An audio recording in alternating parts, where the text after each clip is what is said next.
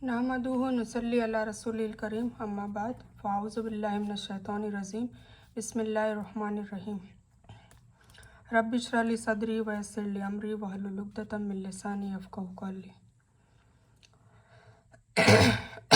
अल्हम्दुलिल्लाहि रब्बिल आलमीन अर्रहमानिर रहीम मालिकि यौमिद्दीन इय्याका नअबुदु व इय्याका नस्तईन इहदिनस सिरातल मुस्तक़ीम सिरातल लज़ीना अनअमता अलैहिम गैरिल मग़दूबि अलैहिम वलद्दॉल्लीन आमीन।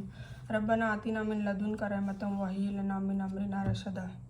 अस्सलामु अलैकुम व रहमतुल्लाहि व बरकातुहू। अल्हम्दुलिल्लाह आज 9th रोज़ा है हमारा रमज़ान का और अल्हम्दुलिल्लाह सभी के रोज़े चल रहे हैं, बखूबी इबादतें हो रही है।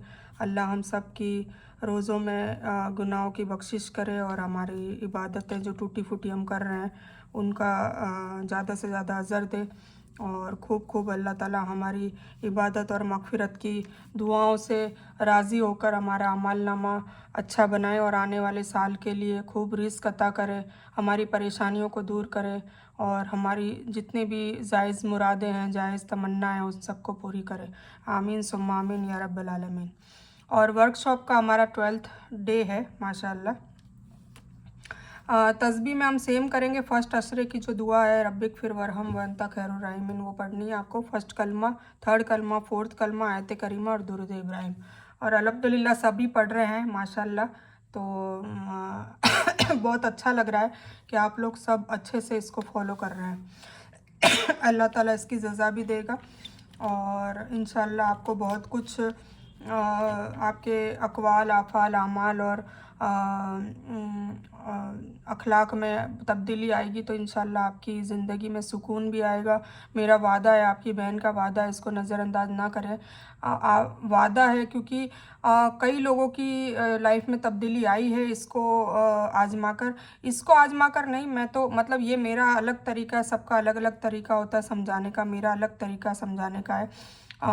तो मेरा ये मेथड है कि भाई एक बच्चे को सिखाया जाता है उस तरीके से मैं सिखाती हूँ तो अल्हम्दुलिल्लाह सबको समझ में भी आता है। कई लोग ऐसा भी मुझे कॉम्प्लीमेंट कई बार मिले हैं लोगों से कि आप ऐसा समझाते हो जैसे हर मतलब कानों में, आँखों में, ज़ुबान में, दिल में, रूह में, नफ्स में जाके सीधा असर करता है। तो अल्हम्दुलिल्लाह बहुत अच्छी बात है, मेरे लिए कॉम्प्लीमेंट है। और कुछ लोग ऐसा कहते हैं कि आप जो समझाते हो ऐसा अभी तक ज़िंदगी में हमारे किसी ने ऐसा समझाया ही नहीं, हमें ऐसा बताया ही नहीं, ऐसा कहते हैं। तो अच्छा लगता है सुन के और ज़्यादा कोशिश मतलब मेहनत करने में और मज़ा आता है अगर ये कॉम्प्लीमेंट मिलते हैं, सुनते हैं तो अच्छा लगता है। तो इंशाल्लाह मुझे उम्मीद है कि आप लोगों को भी सबको समझ में आ रहा होगा और अच्छा लग रहा होगा। और खैर मैं लास्ट में फ़ीडबैक लूँगी सबसे जब 40 दिन गुजर जाएंगे, रमज़ान भी निकल चुका होगा और इंशाल्लाह ईद भी सब ने मना ली होगी और ईद के भी कुछ दिन बाद जब 40 डेज़ एग्जैक्टली जब होंगे तब इंशाल्लाह मैं सबसे फ़ीडबैक लूँगी फ़ोन कर करके। तो तब मैं पूछूंगी कि भाई आप कितना आपका बदलाव आया और कितना आपको जानने को मिला और क्या असरात हुए आपकी ज़िंदगी में। और आखिरत में तो खैर हम मरेंगे तब बाद में हमें पता चलेगा, पर ज़िंदगी में सुकून आया कि नहीं आया और परेशानियों का हल हो रहा है कि नहीं हो रहा है या ये सब। क्योंकि मैं जब फीडबैक अभी आप लोगों का तो अभी स्टार्ट चल रहा है, जब दूसरों का लिया था तो काफ़ी अल्हम्दुलिल्लाह फ़ीडबैक अच्छे मिले थे। तो मुझे उम्मीद है कि आप लोगों का भी फ़ीडबैक इंशाल्लाह मुझे उम्मीद है कि अच्छे ही मिलेंगे। बस शर्त ये है कि 100% इसको आप अमल में करें, 100% सुने। जो भी मैं कंटेंट मेरे अलावा भी जो दूसरे देती हूँ तो वो आपके फ़ायदे के लिए ही देती हूँ और उसके रिलेटेड देती हूँ। तो ऐसा नहीं है कुछ लोग सिर्फ मेरे वीडियो देखें और दूसरे नहीं देखें, ऐसा भी नहीं होना चाहिए। आपको सारे के सारे करना है और आपको 24 घंटे, कोई टाइम लिमिट नहीं है कि आपको उसी वक्त करना है। 24 घंटे का टाइम दे रखा है, ये पैटर्न बनाए हैं इसलिए कि पहले मैं ज़ूम टीवी, ज़ूम जो ऐप है उस पर मैं ये इस्तिमा और दर्स लेती थी तो उसमें ये दिक्कतें आती थी कि कुछ औरतें कहती थी हमें काम है, कुछ फ्री होती थी, फिर जब वो फ्री होती थी तो दूसरी बिज़ी होती थी तो उसमें बहुत परेशानी आती थी।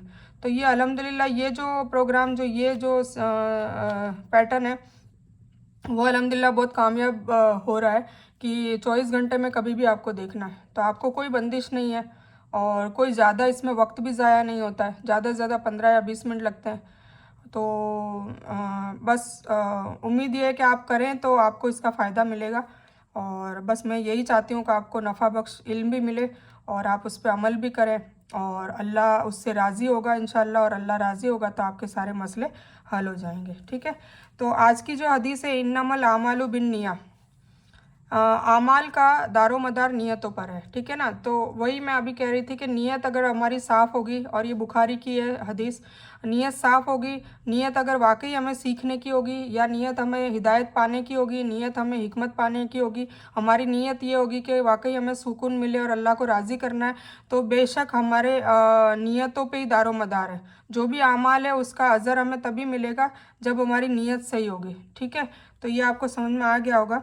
पढ़ने वाली जो दुआ है वो वज़ू के दरमियान की दुआ, जो मैंने अभी कल भी बताई थी आपको, अल्लाहुम्मा फ़िरली ज़म्बी व वस्सी फ़ी दारी व बारिक ली फ़ी रिज़्क़ी। इसका मतलब है, अल्लाह मेरे गुनाह बख्श दीजिए और मेरा घर कुसादा बड़ा कर दीजिए, ठीक है ना। तो ये वैसे बोलते हैं कि हमारे यहाँ के लिए और वहाँ के लिए, दोनों के लिए ये घर की बात की जा रही है। कब्र भी हमारा घर है। दो आलम बरज़क, जो मैंने 4 आलम बताए थे, आलम मावा, फिर आलम दुनिया, फिर आलम बरज़क और आलम आखिरत। तो अभी हम आलम दुनिया में सारे लोग हैं, फिर हमारा जब आगे जब मौत आ जाएगी तब आलम बरज़क होगा, तो उसका घर भी 2 बाई 2 का ही होता है, इतना छोटा घर होता है। तो उसको भी वसी करने के लिए दुआ उसके लिए भी इंशाल्लाह होती है, और फिर आगे हमारा जन्नत में भी जो घर है उसके लिए भी होती है, ठीक है। तो आप ये वज़ू के दरमियान करें, ठीक है ना। वज़ू से पहले आपको बिस्मिल्लाह पढ़ना है, बिस्मिल्लाह पढ़ते ही आप वज़ू शुरू करें, बिस्मिल्लाह, और फिर वज़ू करते करते आपको ये पढ़ना है। और वज़ू के बाद मैंने जैसे कि कल बताया था कि अशहदु अन ला इलाहा इल्लल्लाहु वहदहु ला शरीका लहू अशहदु अन्ना मुहम्मदन अब्दहु व रसूलहु, सेकंड कलमा है। फिर एक सेंटेंस और बढ़ाना है, अल्लाहुम्मा जल्नी मिनत तव्वाबिन व जल्नी मिनत ततहिरिन। ये वज़ू के बाद की दुआ है, ठीक है। तो ये 3 चीज़ें हो गई, बिस्मिल्लाह पहले, वज़ू के पहले, और वज़ू के दरमियान ये वाली पढ़नी है। बहुत ही ईजी है। अल्लाहुम्मा फ़िरली ज़म्बी, आप इसका तर्जुमा कर करके सीखेंगे ना तो याद हो जाएगा। अल्लाहुम्मा फ़िरली ज़म्बी, मग़फ़िरली, मग़फ़िरत अपन कहते हैं ना, मग़फ़िरत, मग़फ़िरत की दुआ। तो मग़फ़िरली, माफ़ कर दे, बख्श दे, ज़म्बी मतलब गुनाह, ठीक है। वह वसीली, वसी, वसी मतलब बहुत बड़ा, वसी है ना, बड़ा। तो वसीली फी दारी, दार का मतलब होता है घर, ठीक है। वह बारिकली, बरकत, बारिक मतलब बरकत दे, किस में, रिस्क में, ठीक है। तो याद हो जाएगी ऐसे, ठीक है। तो मैं ऐसे ही याद करती हूँ, तो आप भी ऐसे याद करें। तो फिर से पढ़ लेती हूँ। वज़ू के दरमियान की दुआ, अल्लाहुम्मा ग़फ़िरली ज़म्बी व वस्सीली फ़ी दारी व बारिक ली फ़ी रिज़्क़ी। ए अल्लाह मेरे गुनाह बख्श दीजिए और मेरा घर कुशादा बड़ा कर दीजिए और मेरी रोज़ी में बरकत दीजिए। अब जो रोज़ी है ना, रिस्क, ये मैं हर बार बताना भूल जाती हूँ, रिस्क सिर्फ पैसों को नहीं कहा जाता। रिस्क में पैसे भी आते हैं, रिस्क में इज्जत भी आती है, रिस्क में शोहरत भी आती है, रिस्क में बच्चे भी आते हैं, रिस्क में हमारी जो हेल्थ है, हमारी कुव्वत है, ताकत है, वो भी आती है। तो रिस्क में सब आ जाता है, इसलिए रिस्क में बरकत दे मतलब सभी चीज़ें हम मांग रहे हैं शॉर्ट में, समझ गए आप। तो रिस्क का मतलब सिर्फ ये नहीं कि माल और दौलत, नहीं नहीं नहीं, रिस्क का मतलब है कि सारी चीज़ें। रिस्क का मतलब है कि आपको जो सेहतमंद ज़िंदगी दी है, मतलब आपकी बॉडी में जो ताकत है, कुव्वत है, सेहत है, वो भी रिस्क में शामिल है। आपके बच्चे हैं वो भी रिस्क में शामिल है, आपका टैलेंट वो भी रिस्क में शामिल है, आपके पैसे वो भी रिस्क में शामिल है, आपका ग्रॉसरी वगैरह वो भी रिस्क में शामिल है। मतलब सारी चीज़ें, आपकी इज्जतें, आपकी दौलत, शोहरत, इज्जत, बच्चे, सब कुछ रिस्क में आ जाता है, ठीक है। तो रिस्क की बरकत दे, तो इसमें सब अपन दुआ शॉर्ट में सबके लिए मांग रहे हैं, ठीक है। तो बेहतरीन दुआ है, इसको याद करने की कोशिश करें। नहीं याद होती है तो ये लिख लें, और जहाँ भी आप वज़ू बनाते हैं वहाँ पे चिपका दें। मैं ऐसे करा करती थी स्टार्टिंग में, जहाँ भी जो मेरा होता था, जहाँ वज़ू करती थी वहाँ वज़ू की दुआ चिपका देती थी। जहाँ अज़ान अज़ान की जो दुआ जो मैंने पढ़ी थी 3, वो मैंने फ्रिज के ऊपर चिपका रखी थी। तो जब भी अज़ान होती तो मैं बस फ्रिज के सामने खड़ी हो जाती और मैं पढ़ती थी। तो अल्हम्दुलिल्लाह अब तो सब कुछ अल्हम्दुलिल्लाह याद हो गया है। तो देखो, थोड़ी कोशिश करनी पड़ेगी, थोड़ी मेहनत करनी पड़ेगी, फिर आपको इंशाल्लाह सब कुछ याद हो जाएगा, ठीक है। तो मैं अपना तरीका बता रही हूँ ताकि आपको हेल्प भी मिल जाए कि आप ऐसे कर सकते हैं स्टार्टिंग में। दुआ जो प्रे वाली है, जो मांगने वाली है, वो है सबसे मस्त दुआ है ये। सुभान अल्लाह व बिहम्दी अदद खल्की व रिदा नफ्सी व ज़ीनत अर्शी व मिदाद कलिमाती। ये फ़जर के बाद 3 बार पढ़नी चाहिए। इसके बहुत बहुत बहुत ज़्यादा इसके फ़ायदे हैं। दुनिया आपकी बदल जाएगी इंशाल्लाह, मेरा वादा है। सुकून में आ जाओगे आप एकदम, आपकी सारी परेशानियां हल हो जाएगी, क्योंकि ये दुआ जो है ना, वो अल्लाह की तारीफ़ है, और इतनी ज़बरदस्त तारीफ़ है कि अल्लाह राज़ी हो जाता है। तो जब भी दुआ मांगे ना, तो दुआ के आज आदाब सिखाऊंगी, तब मैं है ना उस उसमें सबसे पहले यही मांगती हूँ ताकि अल्लाह की हम्द हो जाती है, अल्लाह की तारीफ़ आ जाती है। आप ये भी मांग सकते हैं, अगर आपको ये याद नहीं है तो मैं आपको बता दूँ, जो नमाज में आप सना पढ़ते हैं आप वो भी कर सकते हैं। ठीक है, तो मैं आपको तरीका बता देती हूँ। देखो, दुआ के भी तरीके हैं, उसके आदाब है। अगर वैसे दुआ मांगेंगे तो भी दुआ कबूल होने के चांसेस ज़्यादा होते हैं। तो हर चीज़ हमें सीखनी पड़ेगी, है ना। तो और वो हुजूर पाक सल्लल्लाहु अलैहि वसल्लम ने सिखाई है, किसको सिखाई है? आयशा रदियल्लाहु ताला अन्हा को, और उनकी अहलियाँ जो दूसरी बीवियाँ थी सबको सिखाई है। तो हमें तो उनको कॉपी करना है। तो मैंने वो निकाली है और मैं भी अल्हम्दुलिल्लाह ऐसे ही मामूल करती हूँ। तो आप लोगों को मैं बता देती हूँ ताकि आप लोगों को आसानी हो जाए और आप लोग ऐसे ही दुआ करें फिर। ठीक है, तो पहले हम इसका तर्जुमा पढ़ लेते हैं। सुबहान अल्लाहि व बिहम्दिही अदद खल्किही व रिदा नफ्सिही व ज़ीनत अर्शिही व मिदाद कलिमातिही। इसका तर्जुमा ये है, अल्लाह पाक है और सारी तारीफ़ें अल्लाह के लिए ही है। पाकी बयान करता हूँ उसकी तारीफ़ों के साथ, उसकी मखलूक़ात के तादाद के बराबर। मतलब कितनी मखलूक उन्होंने पैदा करी, अल्लाह ताला ने कितनी मखलूक, अपने गिनती भी नहीं है, करोड़ों खरोड़ों। और मखलूक में कौन आ गए? जिन भी आ गए, फरिश्ते भी आ गए, इंसान भी आ गए, कीड़े मकोड़े आ गए, चरिंदे परिंदे आ गए, जानवर आ गए, जो जल के जानवर है वो आ गए, पानी वाले, और जो पाताल में मतलब आकाश में, और इसके अलावा अलग ग्रहों में, गैलेक्सियों में, पूरी मखलूक। मतलब हम कितनी अच्छी तारीफ़ कर रहे हैं, सोचिए। इसलिए ये मेरी फेवरेट है, क्योंकि है ना, इसमें अपन अल्लाह की बहुत ही ज़्यादा मतलब अच्छे से तारीफ़ करते हैं, जैसे कि उसके करने का हक़ है ना, जैसे कि उसका करने का हक़ है वैसी तारीफ़ करते हैं हम। तो ये बहुत ही प्यारी दुआ है। तो मैं फिर से बताती हूँ आपको, अल्लाह पाक है और सारी तारीफ़ें अल्लाह के लिए ही है। पाकी बयान करता हूँ उसकी तारीफ़ों के साथ, उसकी मखलूक़ात के तादाद के बराबर, उसकी रज़ामंदी के मुताबिक और उसके अर्श के वज़न के मुताबिक। अर्श का वज़न कितना बड़ा होगा, सोचिए, वहाँ अल्लाह खुद विराजमान है, तो उसके वज़न के बराबर। ठीक है, मतलब हमने बहुत तारीफ़ कर ली, और उस सिहाई के बराबर जो उसकी तारीफ़ों के अल्फाज लिखने में इस्तेमाल हो। आपने सुना होगा, रिवायतों में आता है कि अगर अल्लाह ताला कहता है कि अगर है ना मेरी हम्द बयान करनी हो, मेरे बारे में लिखना हो या कुछ इल्म का हो, तो तुम सारे पेड़, पूरी दुनिया के पेड़ भी काट दो, तो उसकी कलम भी बना दी जाए तो भी वो एक लेटर तक नहीं लिख पाती, मतलब कम पड़ जाए। और अगर स्याही लेनी हो, समुंदर के पानी पूरा इस्तेमाल करो स्याही के बराबर, तो भी वो कम पड़ जाए। मतलब इतनी बड़ी ताकत है अल्लाह ताला की, इतना अल्लाहू अकबर कबीरा। मतलब हमारे दिल में झंझोड़ होना चाहिए कि अल्लाहू अकबर, मतलब अल्लाह इतना बड़ा है, इतना बड़ा है, सोचिए। तो ये बहुत ही बेहतरीन मुझे दुआ लगती है। तो आप लोग भी इसको मामूल में लाएं और 3 बार सुबह पढ़ें इसको फजर की नमाज के बाद। ठीक है, मैं ना ये जो बता रही हूँ ना, आप लोग इसकी लिस्ट बनाएं, और इंशाल्लाह जब लास्ट में वर्कशॉप नंबर या तो लास्ट में या वर्कशॉप नंबर 2 में मैं इंशाल्लाह आपको फ़जर में जितने भी वो एक साथ लिखवाऊंगी। फ़जर में जो भी पढ़ने के होते हैं अस्कार, जो हुजूर पाक से हम खुद पढ़ते थे। तो सोचिए, हुजूर पाक से हम खुद पढ़ते थे तो अल्लाह ताला राज़ी होगा ना, क्योंकि हुजूर पाक से ने जो भी पढ़ा है वो अल्लाह ने ही बताया है, और वो हमें पता नहीं है। तो वो मैं सारा एक ही लिस्ट आपको बयान कर दूंगी कि फ़जर में क्या पढ़ना है और असर में क्या पढ़ना है। फ़जर की नमाज के बाद और असर की नमाज के बाद हमें जानमाज पे थोड़ी देर बैठे रहना है। क्यों? क्योंकि उसमें यह है कि जब फरिश्तों की ड्यूटी बदलती है, सुबह से लेकर शाम तक के जो फरिश्ते हैं वो आते हैं फ़जर में, और शाम से जो सुबह हैं वो चले जाते हैं। तो वो दोनों की गैदरिंग होती है, आने वाले फरिश्तों की भी और जाने वालों की फरिश्तों की। वो 5 मिनट 10 मिनट रुकते हैं उस वक्त एक ही जगह पे, दोनों मतलब ड्यूटी वाले, नाइट ड्यूटी वाले भी और डे ड्यूटी वाले भी।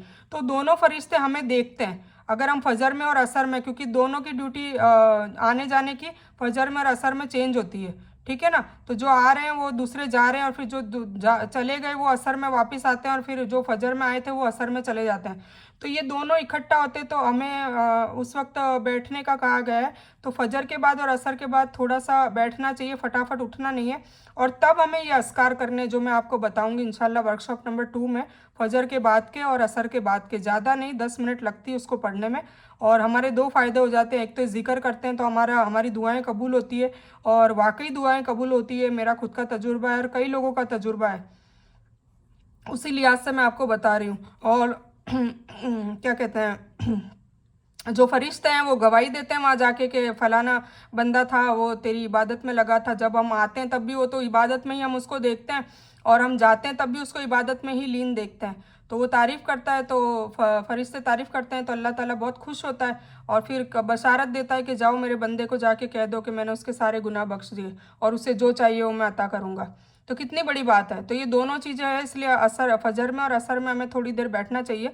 तो वो अस्कार जब तक मैं नहीं बताती हूँ, वैसे कुछ लोगों को पता होंगे, कुछ लोगों को नहीं, पर जब तक मैं नहीं बता पाती हूँ तो आप तब तक है ना, जो मैं तस्बीहात दे रही हूँ ना, वो एटलीस्ट पढ़िए, ठीक है ना, वो ये करिए, क्योंकि ये भी बहुत बेहतरीन है। और वैसे वो अस्कार जो है 24-24, 25-25 है, और कुछ आप लोगों को याद भी होंगे, कुछ आपको नहीं याद होंगे, कुछ चीज़ें आपको पहली बार पता चलेगी, और मैं सबके इंशाल्लाह फ़ायदे के साथ बताऊंगी वो, ठीक है। जैसे मैंने बताया था अभी 3-4 वीडियो के पहले कि हस्बी अल्लाह ला इलाहा इल्ला हु अलैहि तवक्कलतु हुवा रब्बुल अर्शिल अज़ीम, कि जो कर्जे में मुब्तला है वो जुम्मे के दिन जोहर के बाद पढ़े, और ये भी सुबह और शाम के अस्कार में इसका मामूल है, 7-7 बार वैसे भी पढ़ी जाती है उसमें।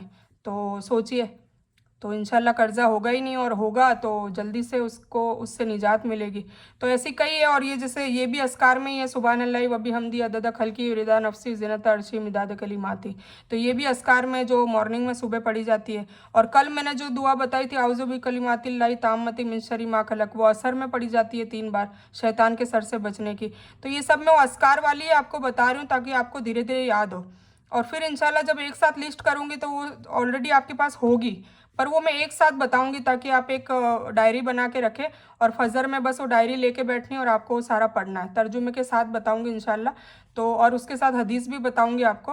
तो वो वर्कशॉप नंबर 2 में करेंगे क्योंकि बहुत लेंदी हो जाएगा, ठीक है, इसीलिए मैंने वो वर्कशॉप नंबर 2 के टॉपिक में डाला है, मॉर्निंग और इवनिंग के अस्कार विद तर्जुमा और विद डिटेलिंग। तो वो इंशाल्लाह तब करेंगे, अभी तो सिर्फ आपको ये खाली अमल करना है, ठीक है ना। ये सही मुस्लिम में है, हदीस नंबर 6575, ठीक है। अब सूरह कुरैश हम कर लेते हैं। आउज़ु बिल्लाहि मिनश शैतानिर रजीम, बिस्मिल्लाहिर रहमानिर रहीम। हमने अल्हम्दुलिल्लाह देखिए सूरह नास कर ली, सूरह फलक कर ली, और हाँ अभी तो मैं आपको सिर्फ ऊपर सतरी तौर पे ही बता रही हूँ, इसकी डिटेलिंग भी इंशाल्लाह हम उसमें करेंगे, वर्कशॉप नंबर 2 में या 3 में भी हो सकता है, क्योंकि डिटेलिंग जब तक नहीं जानोगे ना तो आपको कोई इसका मतलब इसका जो एहसासात जो दिल में होते हैं ना वो डिटेलिंग पे होता है। अभी तो सिर्फ आपको समझ में आ रहा है कि हाँ ठीक है ये कहा कुलू अल्लाह हुआ, तो आप कह दीजिए कि अल्लाह एक, इसका मतलब ये, पर वो क्यों हुआ, क्यों नाजिल हुई, कौन सा ऐसा हादसा हो गया था तब ये आई थी, वो सारी चीज़ें हम जानेंगे, तब इंशाल्लाह बहुत ज़्यादा उसके असरात भी होंगे, और आपको आपके दिल में कुरान के लिए बहुत मोहब्बत बढ़ने लग जाएगी इंशाल्लाह, ठीक है। तो फ़िलहाल तो हम वर्कशॉप नंबर में इतना ही कर सकते हैं, इसलिए मैं इतना ही कर रही हूँ, फिर इंशाल्लाह देखेंगे नेक्स्ट वर्कशॉप में या उसके और आगे वर्कशॉप में देखते हैं कि तब हम सिर्फ कुरान को लेंगे, ठीक है, कुरान को सिर्फ लेंगे तब हम डिटेलिंग करेंगे इंशाल्लाह, क्योंकि इसमें बहुत वक्त लगता है, ठीक है। तो सूरह कुरैश है, 106 नंबर की आयत है, ठीक है, ये भी मक्का में ही नाजिल हुई है और इसमें 4 आयत हैं, ठीक है। बिस्मिल्लाहिर्रहमानिर्रहीम, औज़ु बिल्लाहि मिनश शैतानिर रजीम, बिस्मिल्लाहिर्रहमानिर्रहीम। अल्लाह के नाम से शुरू करता हूँ जो बड़ा मेहरबान और रहम निहायत रहम करने वाला है।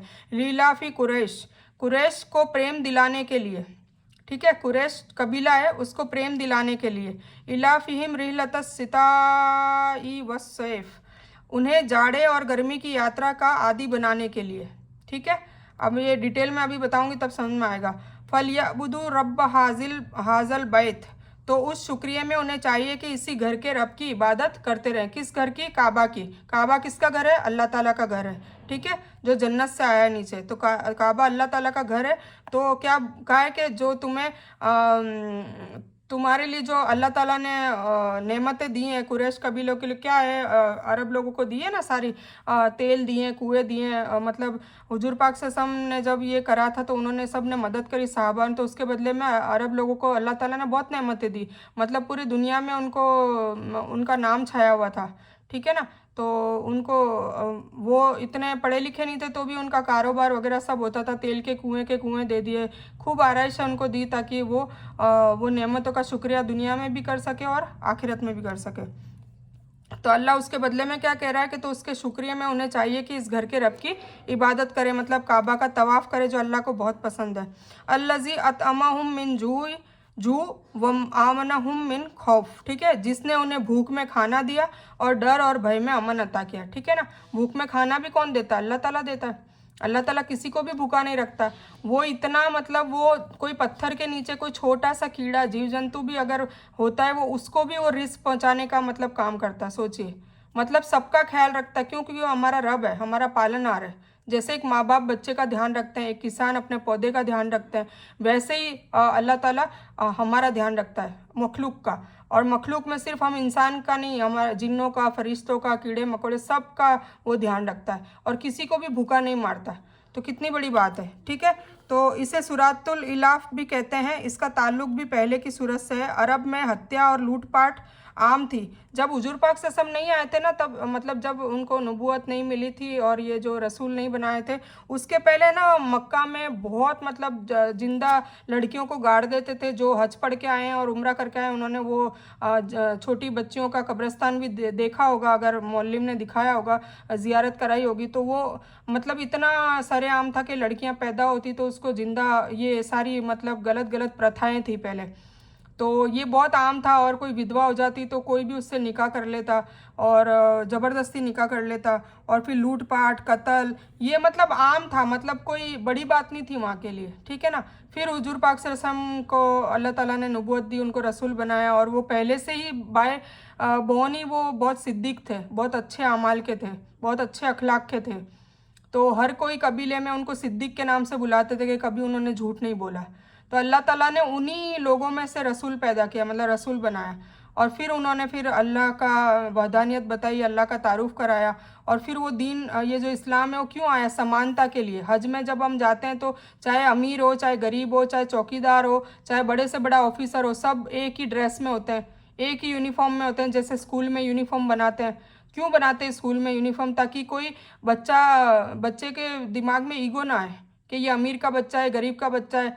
यूनिफॉर्म में सब एक जैसे लगते तो किसी को कुछ पता नहीं होता कौन अमीर है कौन गरीब है। इसी तरह अल्लाह ताला ने मक्का में हज में क्या ड्रेस रखी है?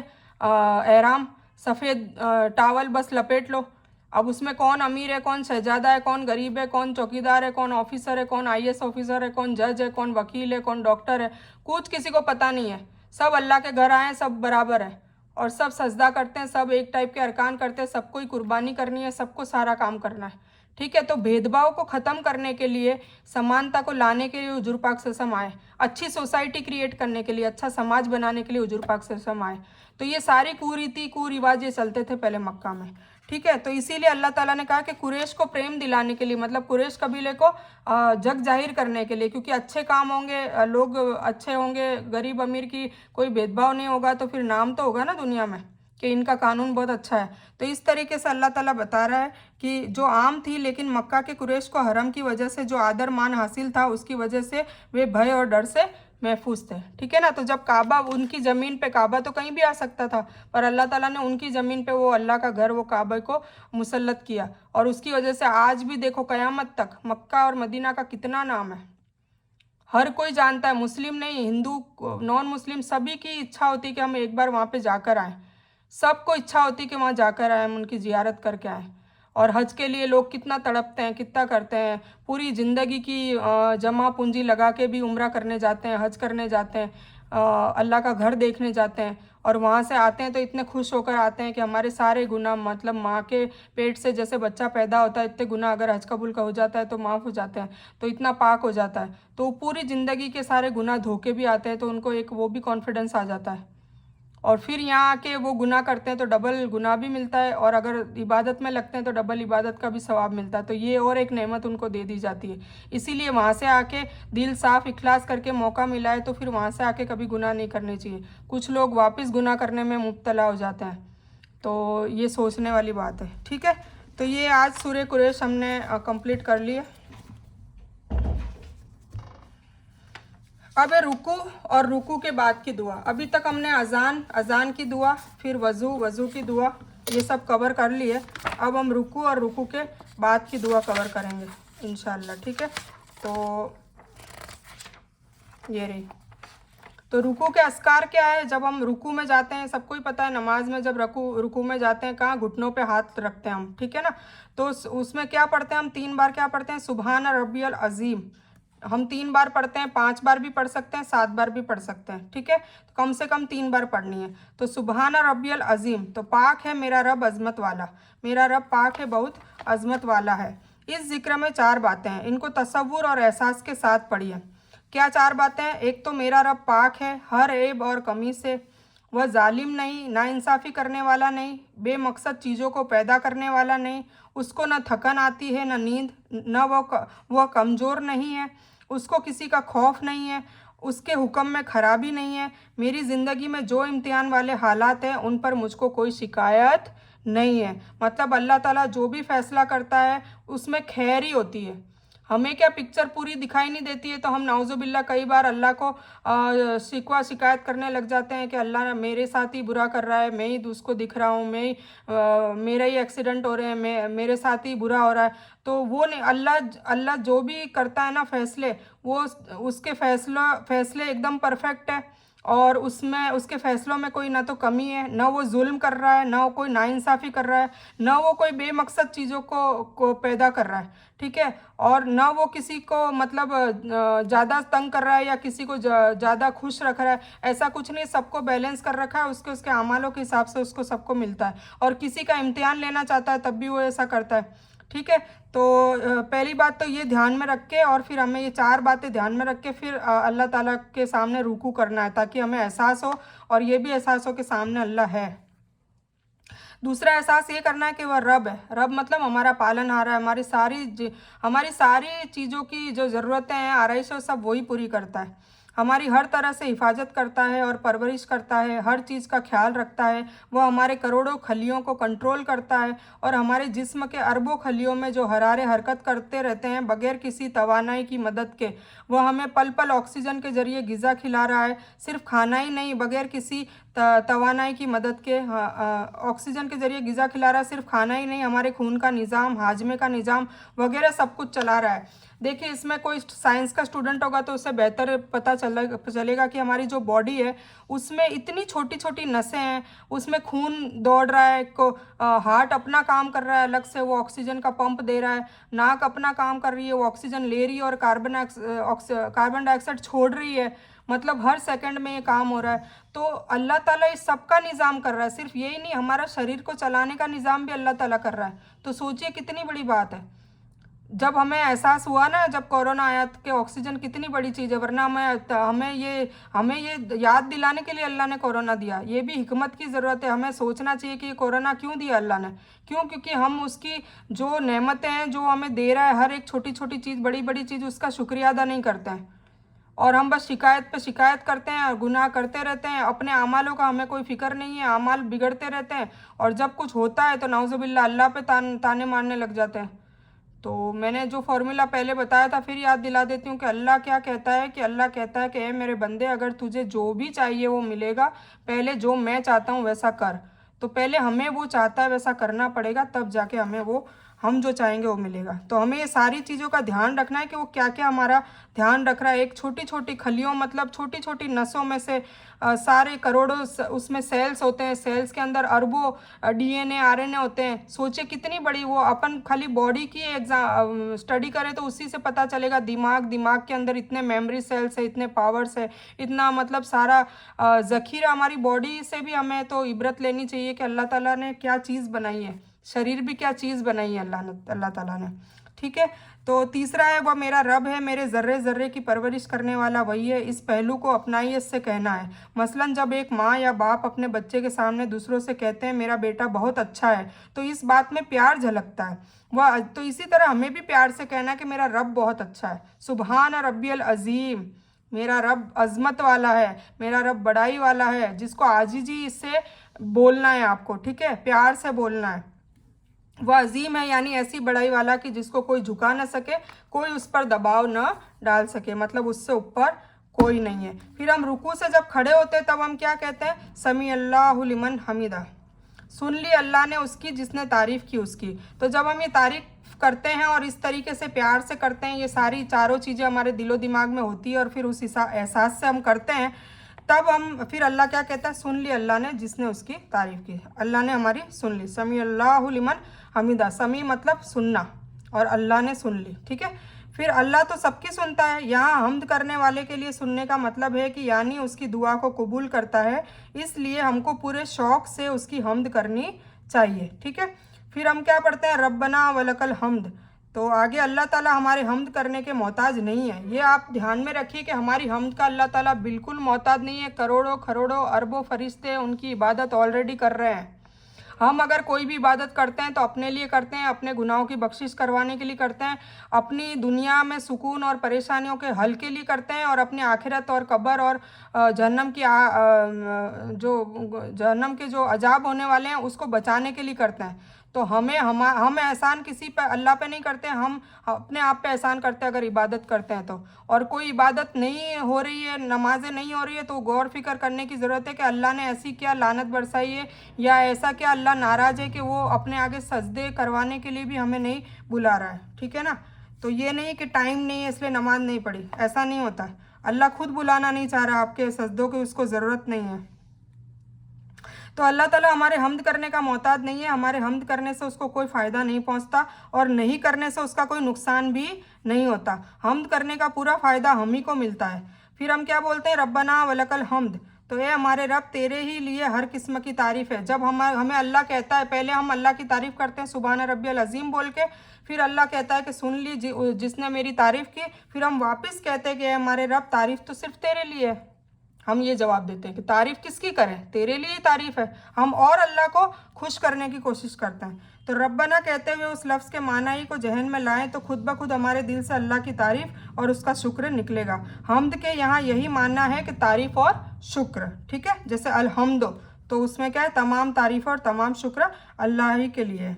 तो पूरे दिल से, कभी शुक्र के जज्बे से भरपूर और कभी तारीफ़ के जज्बात के साथ हम्द कीजिए, तो अल्लाह ताला इंशाल्लाह आपके हाथ उठने से पहले दुआ कबूल कर देगा। फिर रुकू का एक और ज़िक्र है, ये एक्स्ट्रा ज़िक्र है, तो बस आप अभी यही पढ़िए, ठीक है ना, आप इतना ही करिए। सुबहान रब्बियल अज़ीम रुकू में जाते हैं तब, और जब हम खड़े होते हैं तो समी अल्लाहु लिमन हमीदा और रब्बना लकल हम्द। ठीक है, तो ये आज का हमने कंप्लीट कर दिया। आज का टास्क है, नमाज में जो भी अभी तक सूरे का ट्रांसलेशन मैंने करवाया है, तर्जुमा करवाया है, वो आप रिवाइज़ करें, ठीक है ना, उसका तर्जुमा पढ़ें, उस सब सूरों का तर्जुमा पढ़ें, छोटी छोटी सूरें हैं वो पढ़ें, और फिर वो नमाज में उसको अदा करें ना, तब उसका ट्रांसलेशन दिमाग में सोचें। जैसे कि आप पढ़ रहे हैं कुल हु अल्लाहु अहद, तो कह दो कि अल्लाह एक है, ऐसे सोचना है। अल्लाहु समद, अल्लाह बेनियाज है। लम यलिद वलम यूलद, न उसको किसी ने पैदा किया, न वो किसी को पैदा करने वाला है, न उसने किसी को पैदा किया, न वो किसी से जना गया, ठीक है ना। और लम यलिद वलम यूलद वलम यकुल्लहु कुफुवन अहद, और कह दो कि उसके जैसा हमसर कोई नहीं, उसके जैसा कोई भी नहीं है। तो इस तरीके से आप तर्जुमे को जब रिवाइज करेंगे, जब आपके जहन में आएगा ना जो आप अरबी पढ़ रहे हैं, और फिर वो आपको पता है कि आप क्या पढ़ रहे हैं, तो वो धीरे धीरे, अभी तो आपको देखो दिमाग में लाने की ज़रूरत है, फिर आप जब रवा हो जाएंगे तब आपको दिमाग में भी लाने की ज़रूरत नहीं, आप ऑटोमेटिक अरबी पढ़ेंगे, और जैसे अरब के लोगों को समझ में आता है वैसे आपको भी इंशाल्लाह आने लग जाएगा।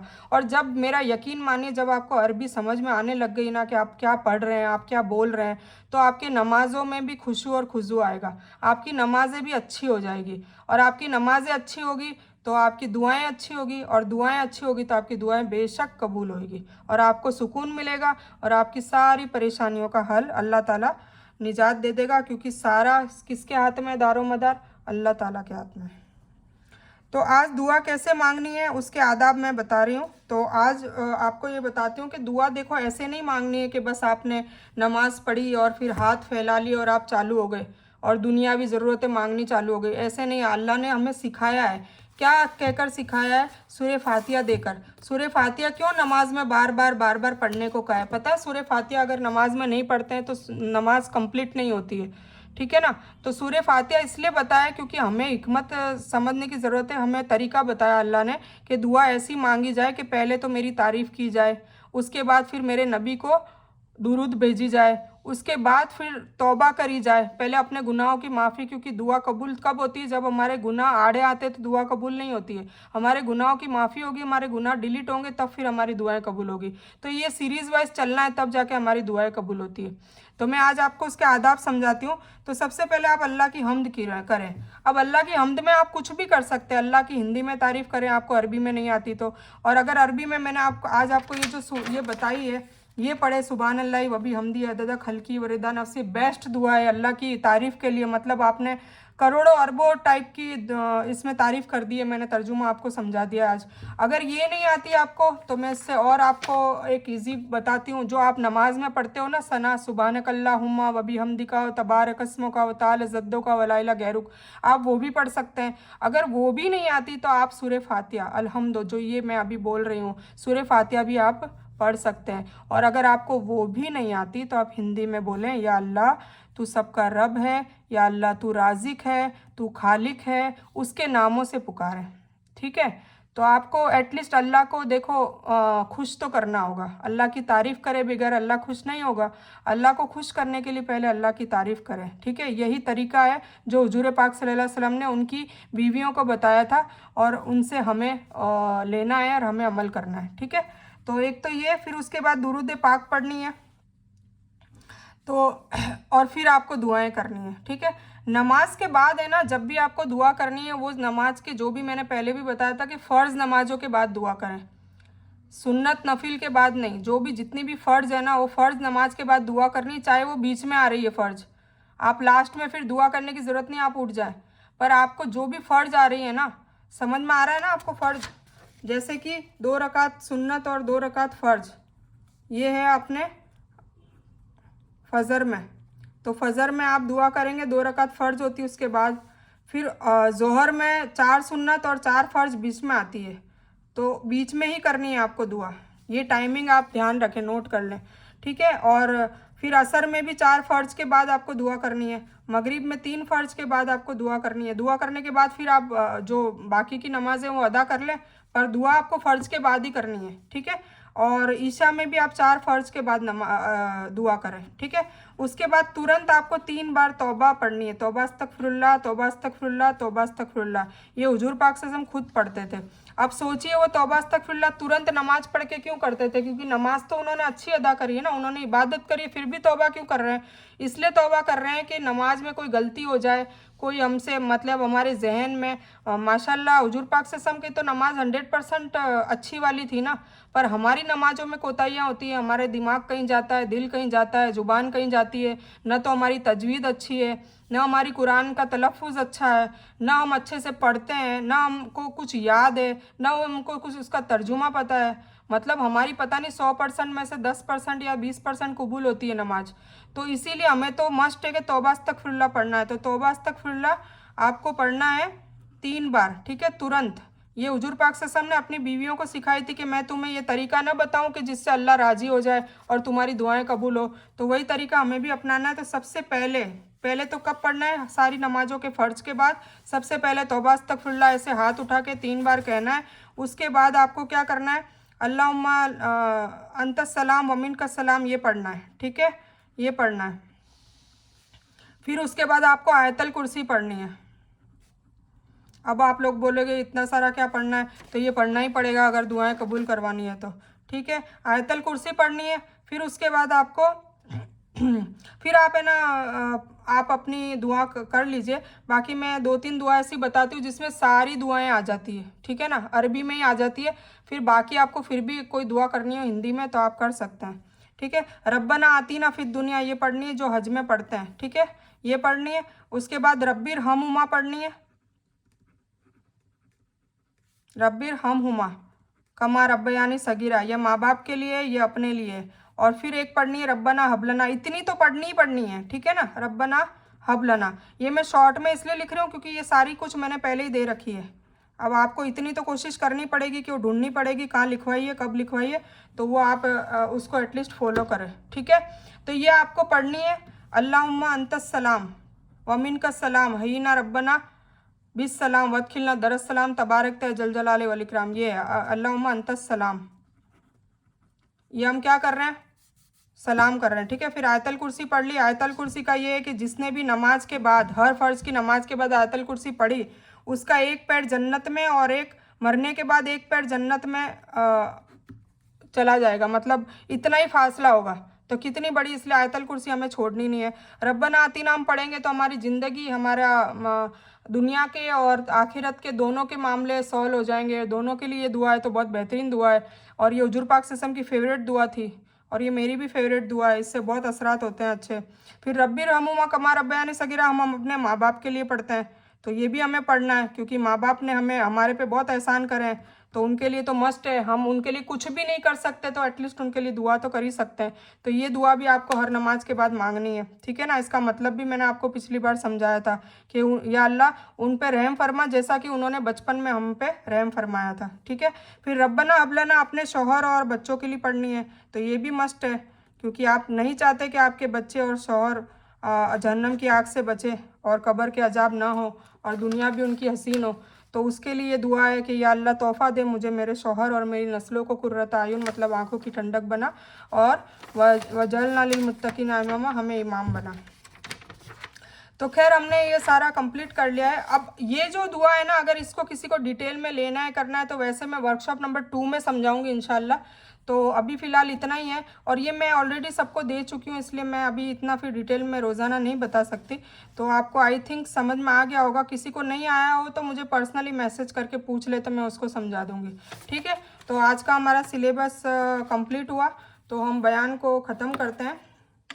तो इस बयान में कुछ भी दीन की अच्छी बात अल्लाह की तरफ से है, और बुरी या गलत बात जो भी हुई है वो मेरी तरफ से है, और उसके लिए मैं अल्लाह से और आप लोगों से माफ़ी की तलबगार हूँ। मैं कोई आलिमा नहीं हूँ, एक तालिब इल्म हूँ। अल्लाह मेरी कोशिश से आपको सही नफ़े बख्श इल्म पहुँचाए, बस यही मेरी तमन्ना है।